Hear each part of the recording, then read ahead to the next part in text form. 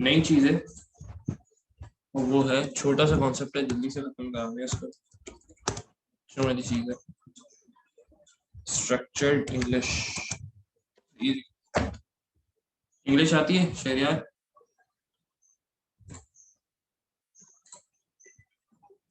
पक्की बात है?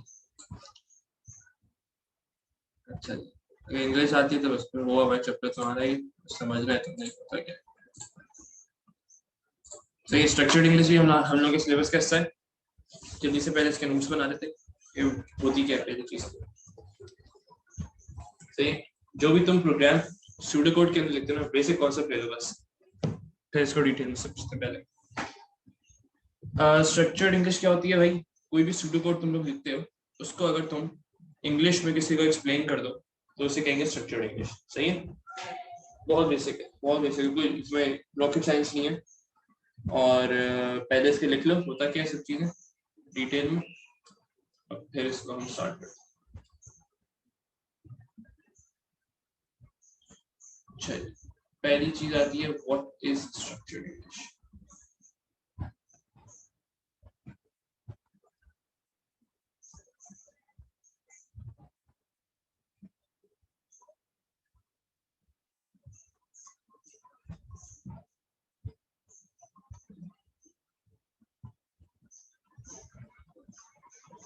सबसे पहली चीज स्ट्रक्चर्ड इंग्लिश होती क्या है?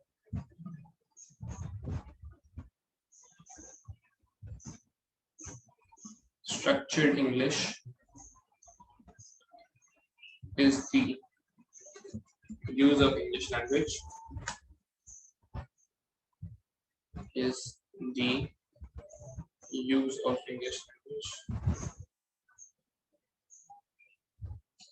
use of English language with the syntax,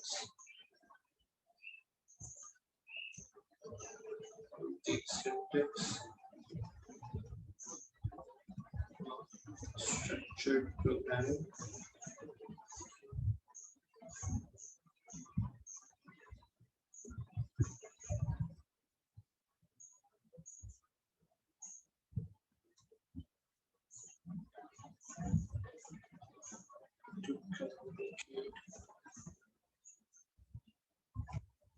the design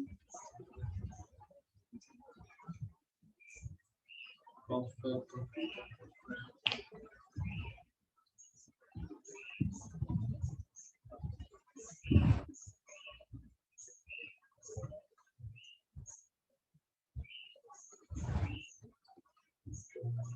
Technical users,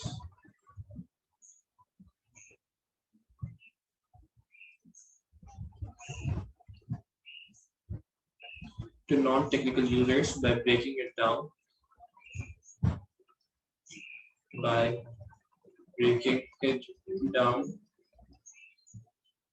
into logical steps.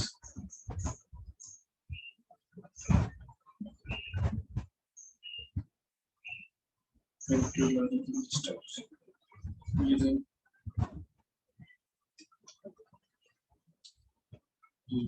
straightforward using English words.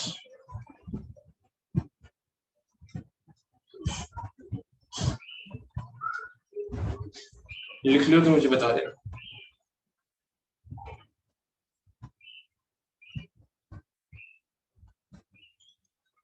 अब समझो इसको क्या क्या है। स्ट्रक्चर्ड इंग्लिश जो है वो इंग्लिश लैंग्वेज को इस्तेमाल करती है नॉन टेक्निकल यूजर्स का। मतलब समझो, जब तुम लोगों का क्रैश कोर्स स्टार्ट हुआ था तो उसके अंदर क्या था, तुम लोगों को डिटेल में कोई लॉजिक पे अगर जैसे तुम लोग नहीं पहुंच पा रहे थे तो मैं क्या करता था, तुम लोगों को उसको समझाता था कि भाई पहले इनपुट लो, फिर इसको लूप चलाओ, फिर लूप चलाने के बाद लूप इतनी दफा चलाओ और इसको इनिशियलाइज करवाओ, काउंट को 0 रखो।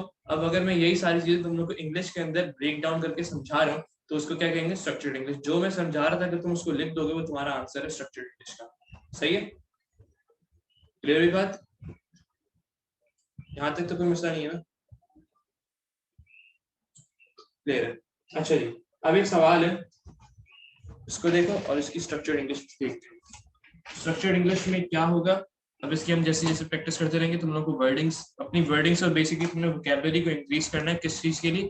प्रोग्रामिंग की जो वोकैबुलरी होती है, इनिशियलाइज हो गया, लूप हो गया, कंपैरिजन हो गया, इंक्रीमेंट हो गया, बस छोटे छोटे लफ्ज हैं वो तुम लोग सीख लोगे जब क्वेश्चन सॉल्व करते रहोगे इसके आहिस्ता आहिस्ता। जब पास परसेंट इंशाल्लाह अगर कर लेते हो तो फिर तुम लोग को स्ट्रक्चर्ड इंग्लिश में कोई इशू नहीं होगा।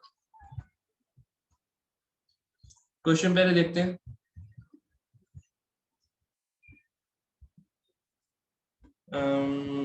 प्रोग्रामर, पहले मुझे इसका तुम लोग सूडो कोड बना के दोगे, फिर मैं इसका तुम लोग को स्ट्रक्चर्ड इंग्लिश में कर दूंगा।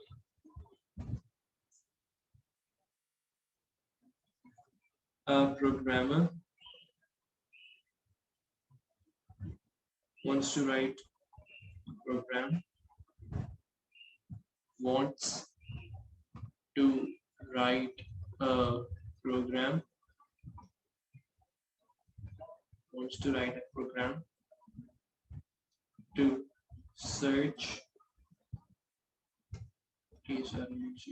through a 1D array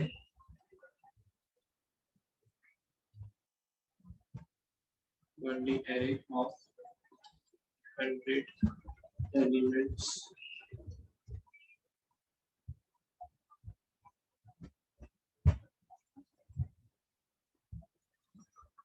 count the number of elements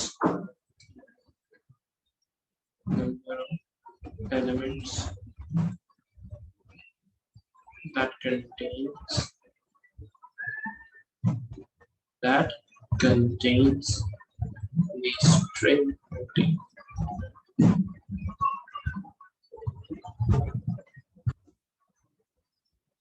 The string empty.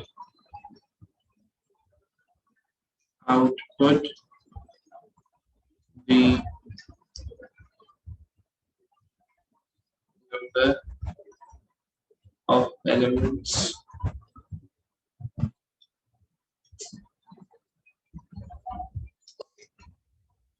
containing empty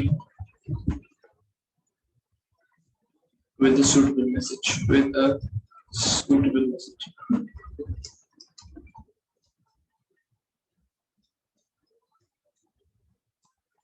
जल्दी से बनाओ, पहले इसके मुझे सूडो कोड बना के दो। और तो सामने समझ आ रहा होगा, सब डिटेल में किया हुआ है हम लोगों ने। कह रहे काउंट करो नंबर से, उसको मुझे डिटेल में बनाओ, भेजो। सेट है, इंतजार करो, जल्दी भेजो व्हाट्सएप पे।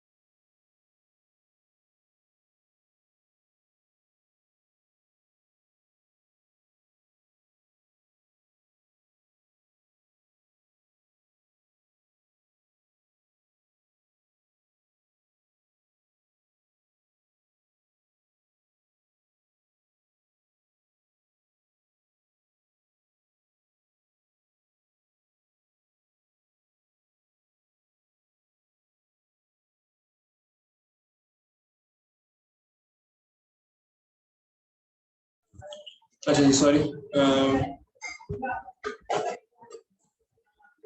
अच्छा जी सवाल देख लेते हैं जल्दी से। तुमने क्या किया, एरे को डिक्लेयर क्यों कर दिया मेरे भाई? एरे को डिक्लेयर नहीं करना था, पहली गलती। ये सब पुराने कॉन्सेप्ट रिवाइज करो शरियात, ऐसे नहीं हो पाएगा। एरे को डिक्लेयर नहीं करना था, क्यों नहीं डिक्लेयर करना था? पहले से एलिमेंट एरे बना हुआ है, इसको सर्चिंग कर रहा है, wants to write a program to search through। जब सर्चिंग का कॉन्सेप्ट आता है तो हम लोग का एरे पहले से बना हुआ होता है, सही है। डिक्लेयर नहीं करना था एरे को, ठीक है। उसके बाद तुम क्या कर रहे हैं, input search string. Search string को तो इनपुट करना ही नहीं है हमने, ये वाला भी गलत हो गया। बस हम लोग को ये देखना था, for x equals to 1 to 100 if search string equals to empty. अरे भाई सब कॉन्सेप्ट्स कहाँ गए तुम्हारे? अब मैं क्या करूंगा, मैं एक एक इंडिविजुअल एलिमेंट को एक्सेस करूंगा।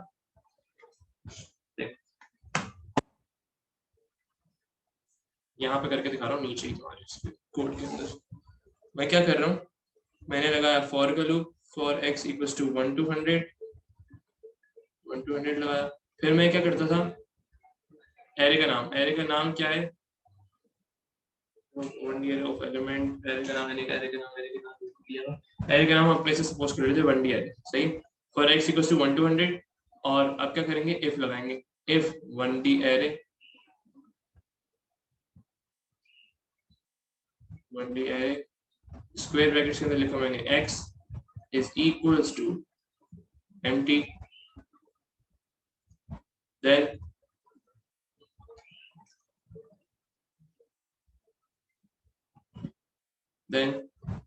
करवाना क्या मैंने, count the number of elements that contain, count करनी है ना, तो मैं पहले तो काउंट इक्वल्स टू 0 कर दूंगा ऊपर, count equals to 0, then count equals to count plus 1, count equals to count plus 1, end if end for. समझ आए?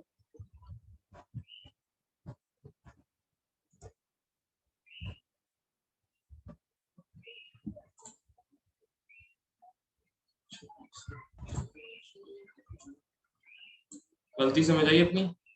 चलो बेहतरीन हो गया, सर आ गया। अब ये सब चीजें तुम लोग करोगे तो फिर क्या तुम आगे बढ़ोगे, फायदा क्या है फिर? So I thought we have to search an input string, नहीं। चलो बाहर, इसको ऐसे करना था, ये हमने सॉल्व कर लिया। किसके अंदर किया हमने, सूडो कोड के अंदर। अब अगर मैं तुमसे एक काम कहूँ कि भाई मैं एक काम करता हूँ कि इस कोड को पूरा उठाता हूँ और भी करता हूँ और नीचे लाके यहाँ पे पेस्ट करता हूँ,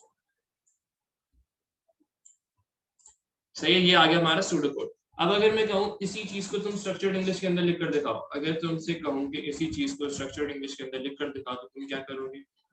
जो मैं करूँगा, देखो सबसे पहले क्या किया हुआ हमने, इन count equals to 0। Count equals to 0 को हम लोग क्या कहते हैं, इनिशियलाइज करना। क्या कहते हैं? इनिशियलाइज करना। अब देखो असल में सवाल पता है क्या था, initialize count to 0, my god, बस आंसर है तुम्हारे पहली लाइन। इसको स्टेप बाय स्टेप लिखना होता है हमेशा, इनिशियलाइज काउंट टू 0, तुमने लिख दिया इंग्लिश के अंदर। अब आगे मुझे क्या करना है, मुझे लूप करना है। लूप क्या करना है, एरे को लूप करना है। तो मैं क्या करूंगा, लूप 100 टाइम्स, जो भी है वो करने, जो कर रहा हूं मैं वो लिख दूंगा बस, loop 100 times comma loop through, या तो मैं लूप 100 लिखूं या पूरा लूप 100 टाइम्स, या मैं क्या लिख सकता हूं, loop through all the array, loop through all the array, कुछ भी एक लिखना है इसमें से, बेहतर है ये पहला वाला लिखूं। फिर क्या कर रहा हूं मैं, इफ लगा रहा हूं। इफ मतलब कंपैरिजन, क्या कर रहा हूं, कंपेयर कर रहा हूं ईच एलिमेंट को, इंडिविजुअल एलिमेंट को एम्प्टी से। मैं क्या लिख लूंगा, compare an element.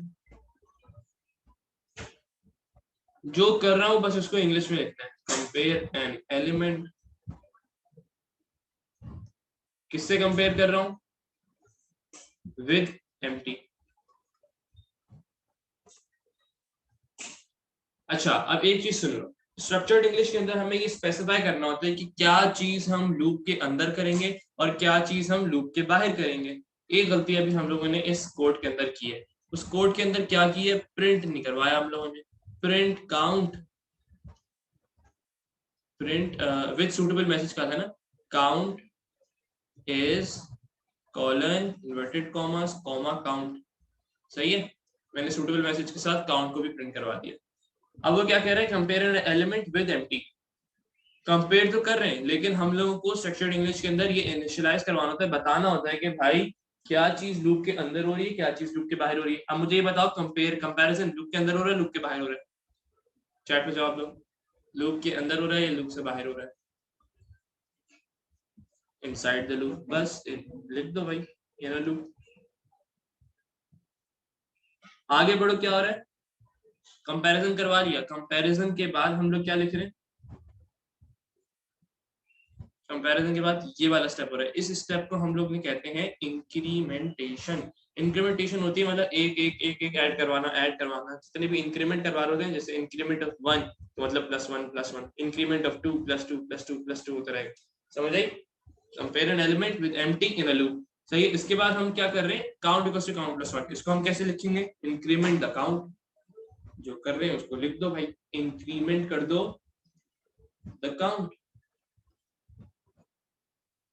Increment the count.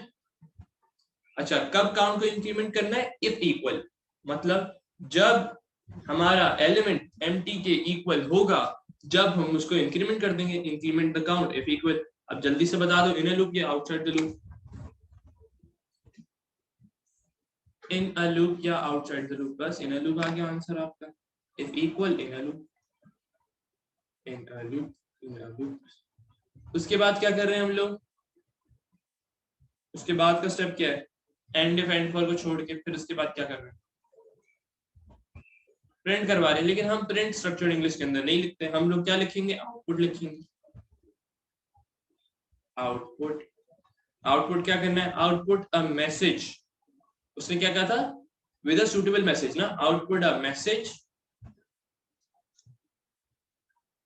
Output a message together with the count, together with the count. अब मुझे जल्दी से बताओ कि इनसाइड द लूप होगा या आउटसाइड द लूप होगा? बस लिख दो भाई, not inside the loop, not inside the loop, not inside the loop, output a message together with the count, not inside the loop। तुम्हारा ये सवाल हो गया, तुम्हें कितने मार्क्स मिल गए, 1 2 3 4 5, 5 मार्क्स मिल गए तुम्हें। समझ आई?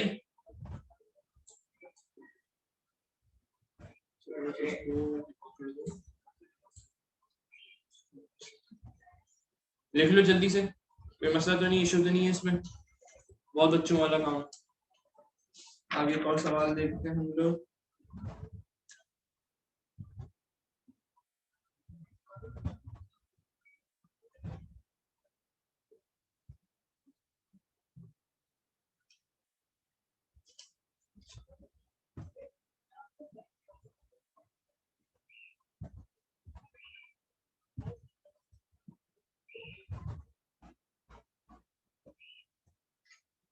सवाल लिखो। A program needs to search through 1000 elements। लिख देते हो सब लोग यहाँ पे।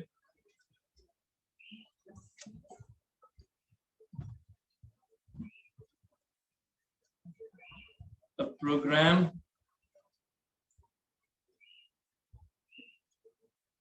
needs to search through 1000 elements, 1000 elements हैं of an array, of an unsorted array। unsorted मतलब उसको सॉर्ट करना है। unsorted array मतलब कोई स्पेसिफाई नहीं होगा कि ये इस जगह पे है और मतलब एक साथ नहीं होगा, सब अलग अलग होगा। unsorted array to find, to find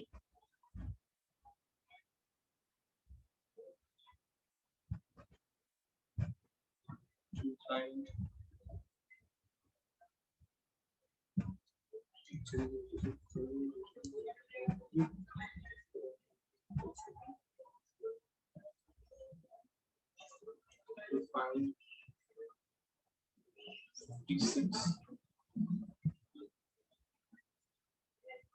and output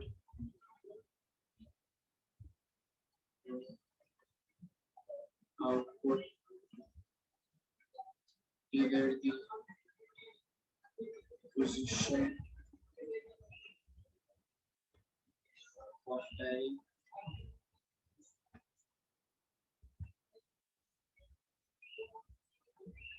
or the message not found.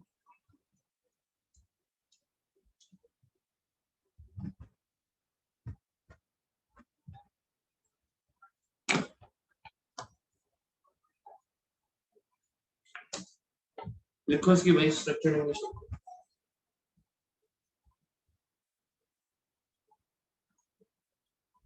Confusion हो रही हो तो हमेशा एक काम करना, सूडो कोड पहले बनाना, फिर उसको तुम लोग कन्वर्ट कर देना स्ट्रक्चर्ड इंग्लिश में। अगर देखो अनसॉर्टेड मतलब चीजें ऊपर नीचे हैं, चीजें एक जगह पे नहीं है, मतलब 56 जो है वो एक साथ नहीं लिखा हुआ, अलग अलग जगहों पे 56 लिखा हुआ है। अनसॉर्टेड से कंफ्यूज मत। 56 जो है वो एक जगह पे नहीं लिखा हुआ, सब अलग अलग एलिमेंट्स में, तो मतलब तुम हर एक एक एलिमेंट को सर्च करो, स्पेसिफाई नहीं किया वो उसने लोकेशन के बारे में।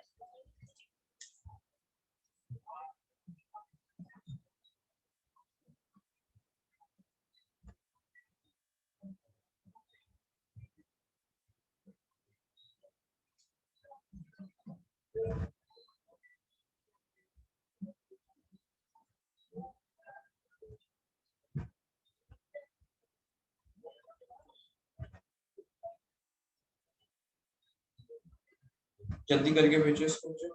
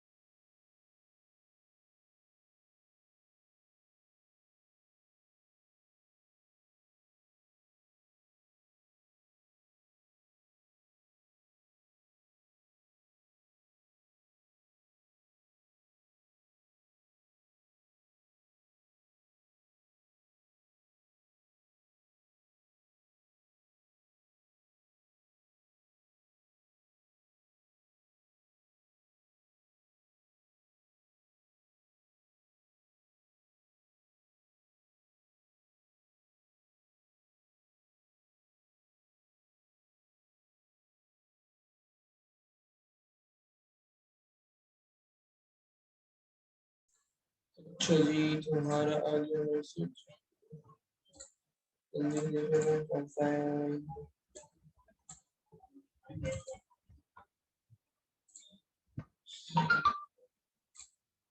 क्या मिला तुमको?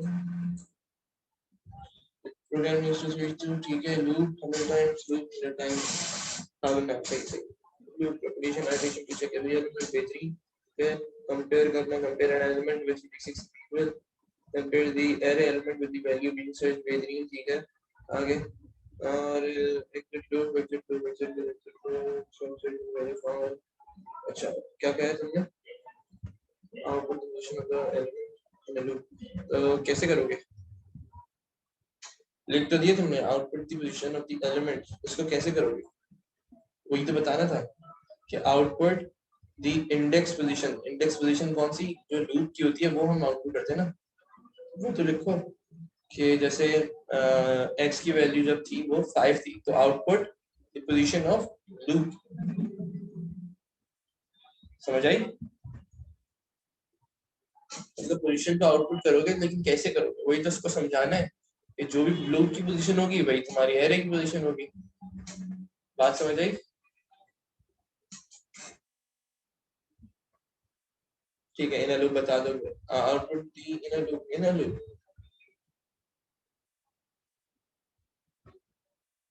सही है, सही सही है। Else output the message not found, not inside the loop.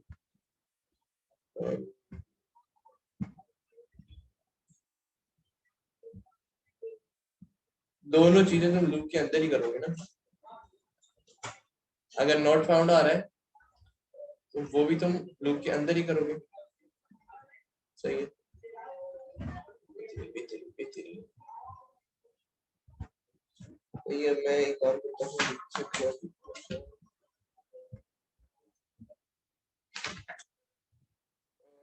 ये सवाल है, थोड़ा बड़ा सवाल। अब हम लोगों ने क्या किया? अभी दो केसेस होते हैं स्ट्रक्चर्ड इंग्लिश के अंदर। कितने केसेस? दो केसेस। पहला केस क्या था? हम लोगों को सूडो कोड को हम लोग कन्वर्ट कर रहे थे स्ट्रक्चर्ड इंग्लिश में, मतलब हमने एक सूडो कोड बनाया हुआ है और हम स्ट्रक्चर्ड इंग्लिश लिख रहे हैं। दूसरा केस क्या आता है स्ट्रक्चर्ड इंग्लिश का? So we need to write the English position instead of position, right sir? हाँ सही कह रहे हो, सही सही। अब सुनो, स्ट्रक्चर्ड इंग्लिश के अंदर हमारे पास दो केसेस होते हैं। एक तो हम लोग क्या करते हैं, सूडो कोड से स्ट्रक्चर्ड इंग्लिश, मतलब डायरेक्ट स्ट्रक्चर्ड इंग्लिश हम लोग लिखते हैं, जो अभी तुम लोग कर रहे थे। सही है। अब अगर वो क्या करता है, वो कभी कभी तुम्हें स्ट्रक्चर्ड इंग्लिश खुद दे देता है। कोई अगर मुश्किल सवाल होता है ना, कोई अगर मुश्किल सवाल होता है तो वो तुम्हें स्ट्रक्चर्ड इंग्लिश लिखकर दे देता है, मतलब एक तरीके से तुम्हें समझा रहा होता है स्ट्रक्चर्ड इंग्लिश के थ्रू।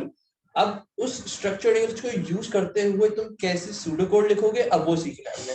सही है, मैं तुम्हें एक सवाल भेज रहा हूँ, उस पर इसी पे अपलोड कर रहा हूँ, उसको देखो। मई जून 2016 का सवाल है।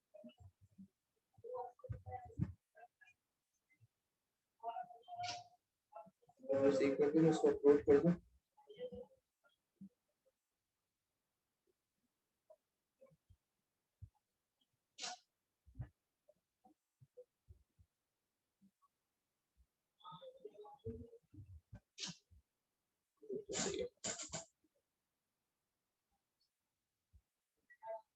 पहले इसको खुद अटेम्प्ट करने की कोशिश करो, अगर नहीं हो पाएगा तो फिर मैं करूँगा।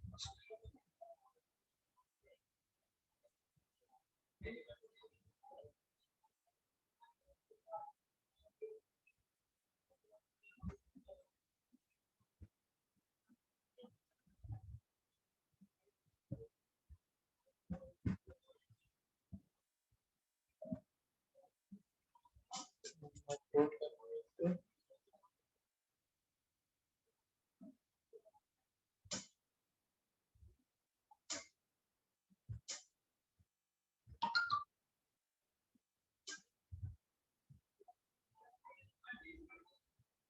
ये आ गया।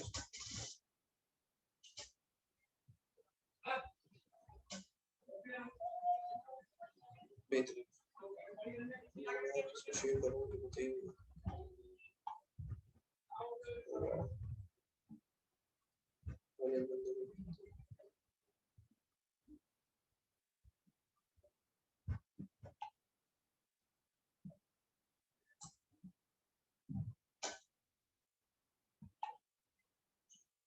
अच्छा जी, ये मैंने सवाल ग्रुप पे भेज दिया, लेकिन ग्रुप पे छोड़ो, इग्नोर करो, यहाँ पे अपलोड करना। पहले यहाँ पे देख लो, पिक्चर प्रोफाइल,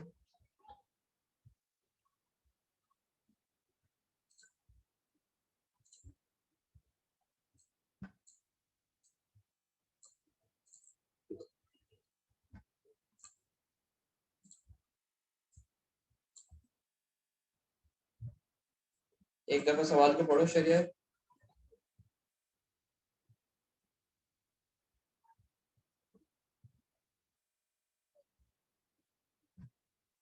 उसमें क्या किया है, हमें पूरी स्ट्रक्चर्ड इंग्लिश लिख कर दी है। ये देखो, ये रही स्ट्रक्चर्ड इंग्लिश सारी हमारी, ये पूरी स्ट्रक्चर्ड इंग्लिश यहाँ तो बस तुम्हें इसको पढ़ना है और वो बनाते रहो प्रोग्राम अपना कैसे बनाओगे, लेकिन पहले तो इसको स्टडी करो।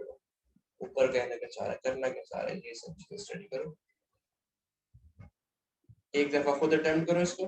अटेम्प्ट करने के बाद, और अब्दुल्ला तुम भी जब रिकॉर्डिंग देखना तो इसको पहले अटेम्प्ट करना, तो जितना टाइम शनियार लेगा उतना टाइम तुम भी लो, इसको सॉल्व करो। 2016 का सवाल है ये, मई जून, साथ साथ 5 मिनट की प्रैक्टिस भी हम लोग करते रहेंगे।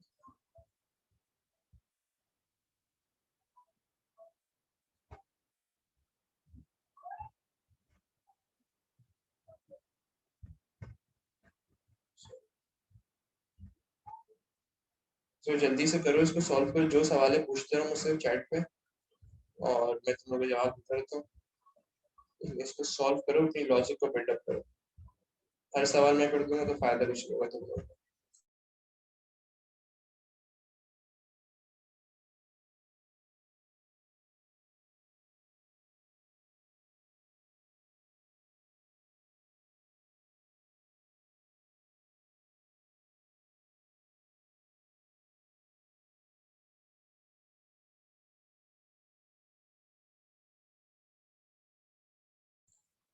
थ्रेशोल्ड वैल्यू है, एक तो थ्रेशोल्ड वैल्यू की मैक्सिमम कंपैरिजन करने के लिए, जैसे हम थ्रेशोल्ड वैल्यू एग्जाम के जैसे हवाले से समझ लो।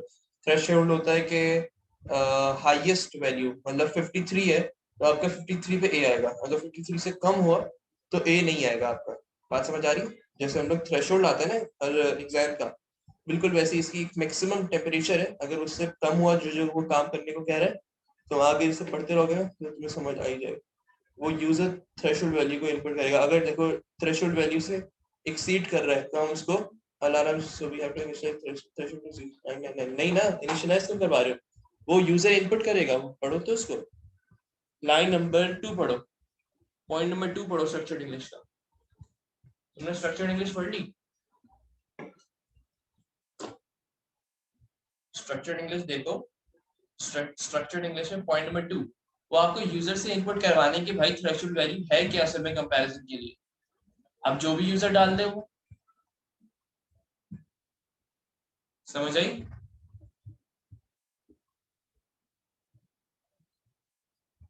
ठीक है, अब सॉल्व करें इसको। सूडो कोड बनाना है इसका, सही है, फिर बता रहा हूँ सूडो कोड बनाना है इसको, स्ट्रक्चर्ड इंग्लिश को कन्वर्ट करना है सूडो कोड।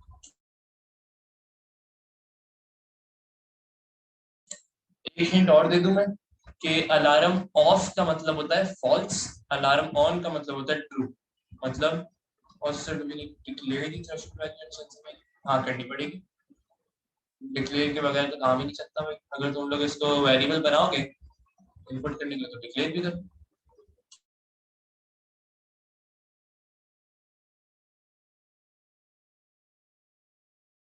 अच्छा मैं बता रहा था उसका ऑन और ऑफ का ना, ऑन और ऑफ के लिए ट्रू और फॉल्स लेना होगा, इसके बूलियन वैल्यू है ना, तो बूलियन में हम लोग ट्रू और फॉल्स लेते हैं, उसका याद रखना। अलार्म अगर ऑफ हो रहा है तो मतलब फॉल्स कर दो उसको, समझ आई?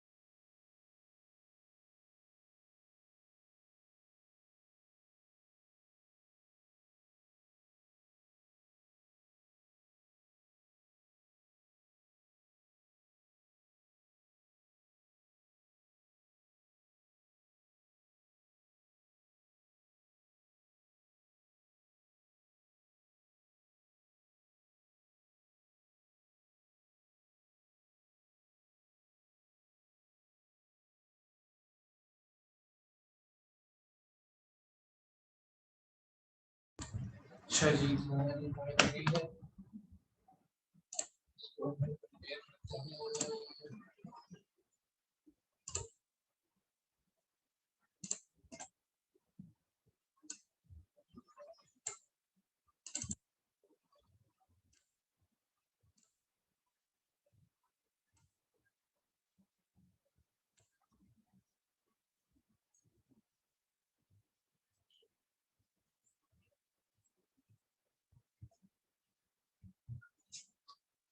अच्छा जी, इसको स्टडी करते हैं कि क्या किया है।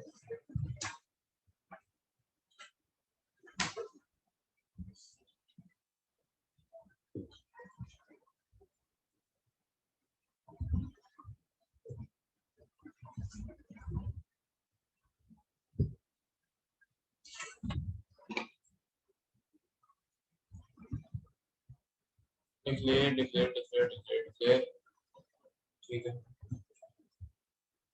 इनपुट थ्रेशोल्ड वैल्यू,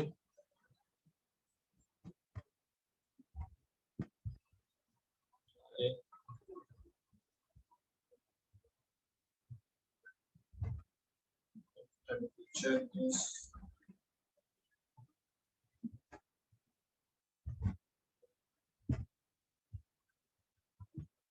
नहीं, गलत किया,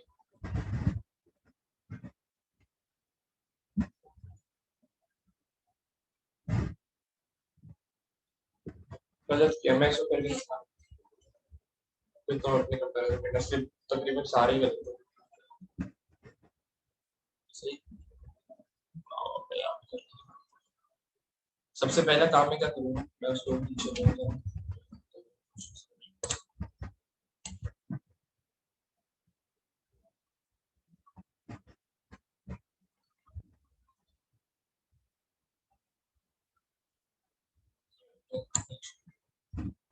ये पहला काम, if the temperature does not exceed threshold value, set alarm state to off. सही है। Input threshold value, input sensor value और multiply sensor value by conversion factor. अच्छा, थ्रेशोल्ड तो दिया उसने, पूरी स्ट्रक्चर्ड इंग्लिश तो मैं दी हुई है, लेकिन इस पे मत कंफ्यूज होना कि ये स्टेप्स दिए हैं इसमें। किस चीज से कंफ्यूज नहीं होगी कि ये स्टेप्स दिए हैं। ये स्टेप 1 नहीं है, स्टेप 2 नहीं है, स्टेप 3 नहीं है, स्टेप 4 नहीं है, स्टेप 5 नहीं है, स्टेप 6 नहीं है, स्टेप 7 नहीं है। स्ट्रक्चर्ड इंग्लिश हम लोगों ने अभी जो डेफिनेशन पढ़ी वो बेसिकली क्या बता रहा होता है कि बस ब्रेक डाउन करके आपको समझा रहा होता है कि आपको क्वेश्चन अटेम्प्ट कैसे करना है। सही है, स्टेप्स नहीं बताता। इस चीज को अपने ध्यान में रखो, जहन में रखो, सब चीजें रखो, इसको दिमाग में रखना है कि ये कभी भी स्टेप्स नहीं बताएगा। आपको अपने स्टेप्स खुद बेसिकली आपको आइडेंटिफाई करने होते हैं। फिर तो वो स्टेप वाइज रिफाइनमेंट और स्ट्रक्चर इंग्लिश में कुछ फर्क ही नहीं रहेगा ना। देखो ऊपर देखो क्या इस्तेमाल हो रहा है, if the temperature does not exceed. सही है, लेकिन देखो टेम्परेचर है क्या, टेम्परेचर देखो है क्या, ये रहा। Multiply sensor value by conversion factor 1.135 to give temperature. पहले तुम ये स्टेप करोगे तो फिर ये कर सकते हो ना। ये बात क्लियर हो रही है। टेम्परेचर निकाले बगैर तुम कैसे सॉल्व करोगे। पहला काम मेरा होगा कि भाई पहले मैं अलार्म स्टेट को ही फॉल्स कर देता हूँ।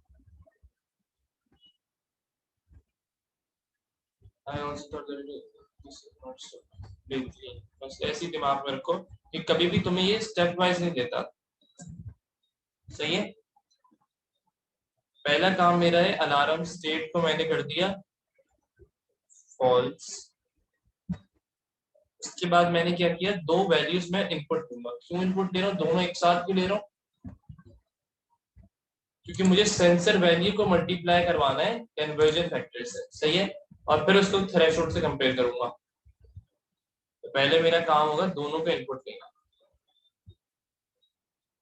जब मेरे पास दोनों वैल्यूज होंगी जब भी तो मैं करवा सकता हूँ, वरना सेंसर वैल्यू तुम बाद में ले रहे हो फिर उसको चेंज कर रहे हो, फिर तो नहीं हो पाएगा। Input threshold value, input sensor value.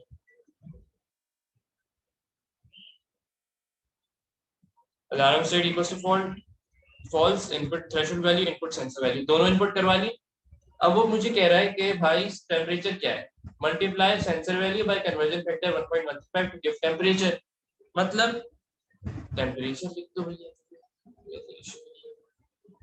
एक काम करता है इसको छोटा करता हूँ,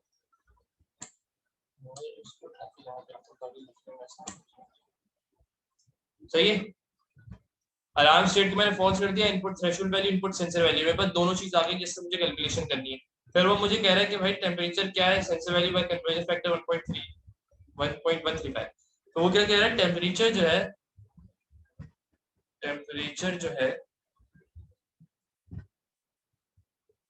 टेम्परेचर बेसिकली क्या है, इज इक्वल्स टू, या एरो बनाओ, temperature is equals to sensor value जो तुमने इनपुट दी हुई है, जो यूजर ने इनपुट किया हुआ है, उसको मल्टीप्लाई कर दो 1.135 से। इससे क्या होगा, टेम्परेचर वैल्यू आ जाएगी। अब जो स्टेप्स तुमने ऊपर किए ना, अब मैं आराम से परफॉर्म कर सकता हूँ, क्यों, मेरे पास अब टेम्परेचर आ गया है, सही है।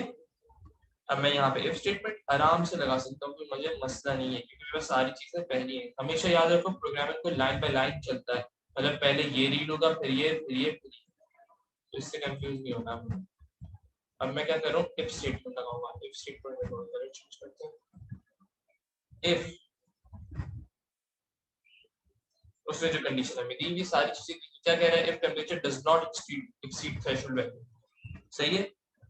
उसने क्या कहा है, अगर एक्सीड नहीं कर रही तो उसको फॉल्स कर दो। हम इसका ऑपोजिट कर लेंगे, मतलब अगर एक्सीड कर रही है, ये वाला स्टेटमेंट पहले कर लेंगे हम लोग, if temperature exceeds threshold value, हम इसको पहले कर लेंगे, क्योंकि हम लोगों ने पहले ही फॉल्स कर दिया ना। अगर ये कंडीशन फॉल्स हुई तो अलार्म स्टेट को फॉल्स ही रखेगा। If temperature is greater than threshold value,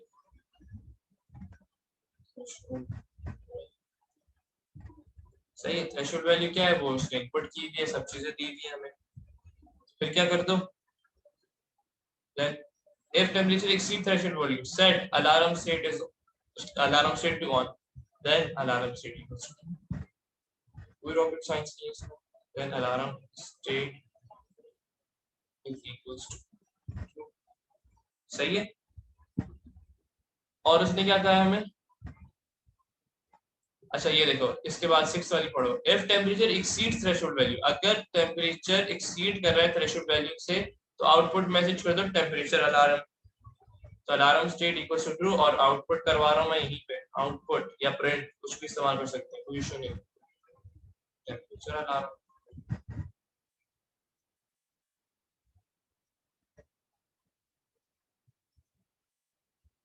सही है। और वो क्या कह रहा है, अगर does not exceed, if temperature does not exceed set alarm state of, और आउटपुट क्या करवाना है, टेम्परेचर, ओके। मैं क्या करूंगा, एल्स लगा दूंगा, एल्स को मैं किसी और से कर लेता हूँ, वेरिएबल से कर लेता हूँ, एल्स लगाऊंगा क्या, आउटपुट करवा दूंगा भाई temperature is okay, temperature is okay, temperature is okay. और क्या कर दूंगा, अलार्म स्टेट को मैं चेंज ना भी करूं तो कोई मसला नहीं, लेकिन मैं फिर भी अलार्म स्टेट इक्वल्स फॉल्स, और फिर एंड, कोई मसला है।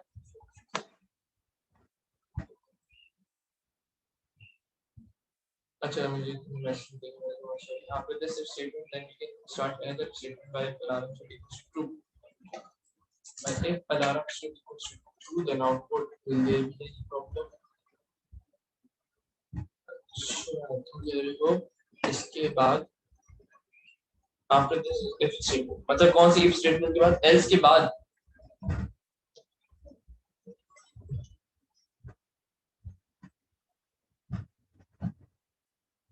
मुझे थोड़ा समझाना एमर शैयार क्या कहना चाह रहे थे इसमें, after the first if statement, if इसके बाद तुम कह रहे हो, है ना, इसके बाद कह रहे हो कि भाई तुम एक और इफ स्टेटमेंट लगा दो आफ्टर द एंड इफ। अच्छा एंड इफ के बाद, एंड इफ के बाद क्या कह रहे हो तुम, if alarm state equals to true then output, if alarm state equals to true then output.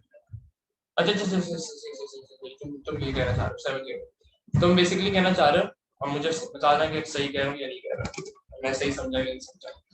तुम कहना चाह रहे हो अलार्म स्टेट को ये ट्रू कर दे, ठीक है, और तुम कहना चाह रहे हो आउटपुट टेम्परेचर अलार्म को मैं बाहर ले आऊं और एक और इफ स्टेटमेंट लगा दूं यहाँ पे, if alarm state equals to true then output temperature alarm, ये कहना चाह रहे हो। बेहतरीन है, सही है, कोई मसला नहीं, कोई मसला नहीं, कर लो, कोई ऐसा इशू, कोई ऐसा इशू नहीं है। लेकिन अब देखो, लेकिन इसमें भी थोड़ा मसला आ सकता है। वैसे ही सही है, लॉजिकल वाइज देखो तो सही है, लेकिन मसला क्या आ सकता है, मसला आ सकता है यहाँ पे। कहाँ पे मसला आ सकता है, if temperature exceeds threshold value, इसलिए ये नहीं कहा कि अगर अलार्म ऑन है, सही है, जो स्ट्रक्चर्ड इंग्लिश में लिखा हो ना हमें वही करना होता है।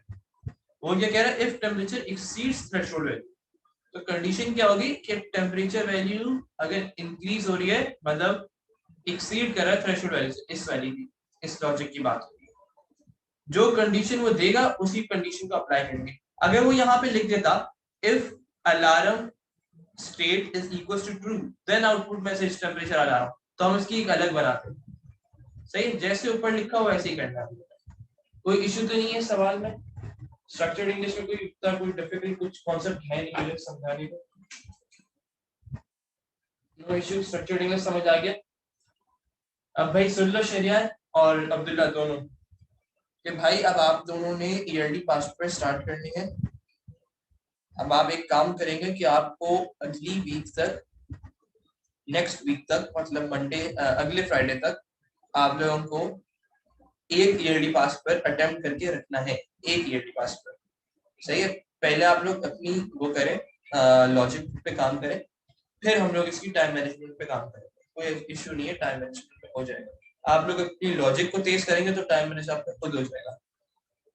तो अब आपका काम ये है कि 2020 अक्टूबर नवंबर वेरिएंट 1-3 अटेम्प्ट करना है आप लोगों को। वेरिएंट 1-2 2020 में यहाँ पे लिख रहा हूँ, यहाँ पे लिख रहा हूँ,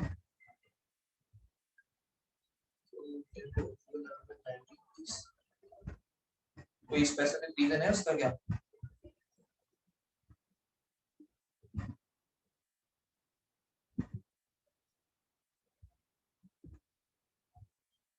शरिया कोई स्पेसिफिक रीजन है या बस ऐसी मजे के लिए?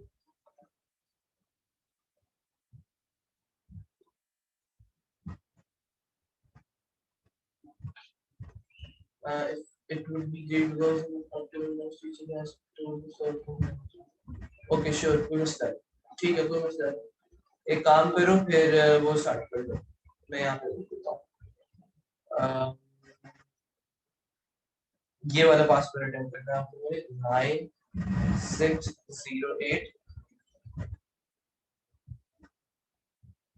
9608 अक्टूबर नवंबर, मतलब विंटर सेशन स्टार्ट करना है। 2019 पेपर 2 वेरिएंट 1 21 करना है, सही है। 21 करो और 9608 अक्टूबर नवंबर 2019 वेरिएंट 2 पेपर 2 9608 अक्टूबर नवंबर 2019 23। ये तीनों पासपेपर सॉल्व हुए हो ताकि हम इनको अगली क्लास में डिस्कस कर सके जो आप लोगों को प्रॉब्लम फेस हो रही है। अब इनको अटेम्प्ट कैसे करना है उसका तरीका समझो। पहले एक काम करोगे कि भाई जितना थ्योरी वाला पार्ट है वो सब सॉल्व करो, वो रिवाइज भी होता रहेगा, कुछ नए कॉन्सेप्ट्स आ रहे हैं उसको मार्क्सिंग से समझो, अगर नहीं क्लियर होता फिर मुझसे समझो, जो कोई इश्यू हो, कोई भी इश्यू हो, मसला नहीं उसका। मुझे पासपेपर उठाओगे, पासपेपर सॉल्व करोगे, सॉल्व करने के बाद जो इशू आएगा पहले उस पे लॉजिक पे काम करोगे, उसको ब्रेक डाउन करोगे। जो अगर जैसे हम लोगों ने कितना बड़ा सवाल था वो, जो मैंने अगर फंक्शन वाले तुमने वीडियो देखी है जो मैंने कल कराया था, वो अच्छा खासा बड़ा सवाल था 8 मार्क्स का। उसको हम लोगों ने डिवाइड किया बहुत, उसको 1 घंटे में सॉल्व किया। अगर एक छोटा सवाल अगर 1 घंटे 2 घंटे में भी सॉल्व हो रहा है कोई मसला नहीं, उस पर टाइम देना वर्थ इट है। क्यों? इतनी सारी लॉजिक्स क्लियर होगी। अब अगर तुम वही सवाल करने बैठोगे ना तो तुमसे 2 मिनट का काम नहीं है। इतना छोटा सा कोड लिखना तो 2 मिनट का काम भी नहीं है, लेकिन लॉजिक पहले से क्लियर होनी चाहिए, उसी के लिए टाइम लगता है, इसलिए तो इतना बड़ा लेंथी पेपर होता है। सिर्फ अपनी लॉजिक पे मेहनत करो। सिंटेक्स विंटेक्स आपके सारे क्लियर हो चुके हैं अब तक, जितनी चीजें थी वो सब कवर करा दी है। फंक्शंस प्रोसीजर से लेके इफ स्टेटमेंट से लेके वेरिएबल से लेके पूरा फंक्शन प्रोसीजर तक हम लोग कर चुके हैं। अब बस सिर्फ आप लोगों की 2 चीजें रह गई हैं, एक ही चीज रह गई है, एडीटी, एब्स्ट्रैक्ट डाटा टाइप। वो आप लोगों के नया जो ऐड हुआ है वो मैं आप लोगों को इंशाल्लाह कोशिश करके जितना जल्दी हुआ मैं खत्म कराऊंगा, ताकि उसके पास क्वेश्चन अटेम्प्ट कर सके और वो कॉन्सेप्ट भी साइड हो जाए। लेकिन वो आपको कहीं भी ईयरली पासवर्ड में नहीं मिलेगा क्योंकि वो अभी ऐड हुआ है। तो आप लोगों ने ये 3 पासवर्ड करने हैं, 9608 अक्टूबर नवंबर 2019 21 22 23। ये तीनों पासवर्ड हम लोग अगली क्लास में एक एक करके डिस्कस करेंगे। पहली क्लास में जैसे 21 डिस्कस कर लिया, फिर 22 डिस्कस कर लिया, फिर 23 डिस्कस कर लिया। सही है, तीनों क्लासेस में ये डिस्कस होंगे। Sir in A2 do we have Python? देखो A2 के अंदर आप लोगों के पास वो आपको 3 लैंग्वेज के ऑप्शंस देता है। सही है, डॉट नेट, वीबी और पाइथन। सही है, इन 3 लैंग्वेज से आपको कोई एक चूज करनी पड़ती है प्रोग्रामिंग के लिए। मैं जो कराता हूँ ज्यादातर स्टूडेंट्स तो मैं ना पाइथन से कराता हूँ, क्योंकि पाइथन एक बहुत आपके रियल वर्ल्ड में भी आपको काम आएगी। विजुअल बेसिक्स है ये सब अब पुरानी हो गई है, वीबी डॉट वीबी जितनी भी ये सब पुरानी हो गई है और आज को समझना बहुत डिफिकल्ट है। पाइथन जो है वो आपको सूडो कोड के बराबर ही है, बस उसमें थोड़ा सा जैसे पैरेंथेसिस लग जाते हैं और थोड़ा सा बस उसका सिंटैक्स चेंज होता है, लेकिन तकरीबन अराउंड 80 to 90% सूडो कोड की तरह। क्योंकि हम लोग पूरे साल सूडो कोड स्टडी करके आ रहे होते हैं, तो हम लोग को बेसिकली एक तरीके से फायदा हो जाता है हम पाइथन समझने में ना। तो जितने जितने भी स्टूडेंट्स को मैं करा रहा हूँ वो पाइथन में ही करा रहा हूँ, इसलिए पाइथन को समझना आसान है और इसकी रियल वर्ल्ड वो भी आप लोगों की बहुत हो जाएगी। अगर आप लोगों को पाइथन में इंटरेस्ट हो गया तो आप फिर उससे वेब स्क्रैपिंग है, वेब स्क्रैपिंग से इतने पैसे कमाए जा सकते हैं, डाटा साइंस है और मशीन लर्निंग है, ये सब चीजें पाइथन में हो रही हैं। और वेबसाइट डेवलपमेंट जेंगो आप इस्तेमाल कर पाएंगे आराम से, बस आपको थोड़ी सी और मेहनत करनी पड़ेगी तो आप लोग पाइथन के अंदर भी जीत हो जाएंगे, कोई ऐसा इशू नहीं। A2 बहुत आसान है, A2 में तो कोई इशू नहीं होगा आप लोग, लेकिन A2 प्लीज शुरू से पढ़ना स्टार्ट कर दीजिएगा। ये ना हो कि बिल्कुल आप एंड में आके कहें कि भाई हमने AS भी नहीं पढ़ा हुआ, O2 भी नहीं पढ़ा हुआ, O3 भी नहीं पढ़ा हुआ और A2 हो जाएगा। तो ऐसा नहीं होगा। बेसिकली जितने भी आप सवाल कर रहे हो ना अभी, वो सब आपको प्रोग्रामिंग के अंदर कर सकते हैं। ठीक है, तो ये 3 आप लोग अटेम्प्ट करके रखेगा। हम इन तीनों को डिस्कस करेंगे, एक एक पासवर्ड को डिस्कस करेंगे। ये अगली क्लास तक हो जाना चाहिए। ठीक है भाई, ओके सर, अल्लाह हाफिज, फिर मिलते हैं हम इंशाल्लाह अगली क्लास में। यार मुझे लग रहा है मैंने रिकॉर्ड नहीं किया।